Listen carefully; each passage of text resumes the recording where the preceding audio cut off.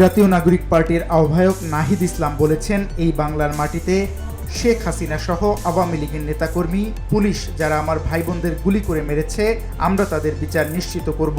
আগে বিচার, সংস্কার, তারপর নির্বাচন।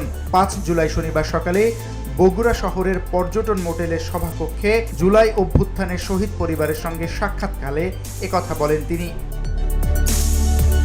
নাহিদ ইসলাম বলেন, আমরা আপনাদের পাশে থাকতে চাই। গত 1 বছরে দেশে অনেক কিছু হয়েছে। আমরা হয়তো আপনাদের প্রতি দায়িত্ব সঠিকভাবে পালন করতে পারিনি। আরও আগেই আপনাদের সঙ্গে যোগাযোগ করা উচিত ছিল।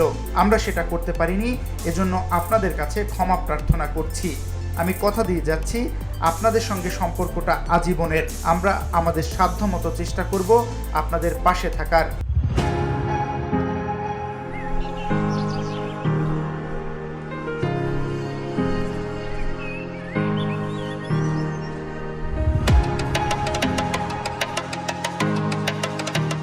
নাহিদ ইসলাম বলেন, জুলাই আন্দোলনে বিচার দীর্ঘ প্রক্রিয়া হলেও শুরুটা করতে হবে, দৃশ্যমান করতে হবে। একই সঙ্গে বিচারের রোডম্যাপও দিতে হবে। শহীদ ও আহত পরিবারে যারা আছে তাদের রাজনৈতিক, অর্থনৈতিক ও সামাজিক নিরাপত্তার ব্যবস্থা বাংলাদেশ সরকারেরই করতে হবে। তিনি আরও বলেন, এটা শুধু এই সরকারের না, আগামীতে বাংলাদেশে যেই সরকারই আসুক তাদেরকে এটা নিতে হবে। সেজন্য জুলাই সনদের কথা বলেছি। জুলাই ঘোষণাপত্রের মধ্য দিয়ে দেশের সংস্কার নিশ্চিতের তাগিদও দেন Nahid Islam. VOD Bangla news desk.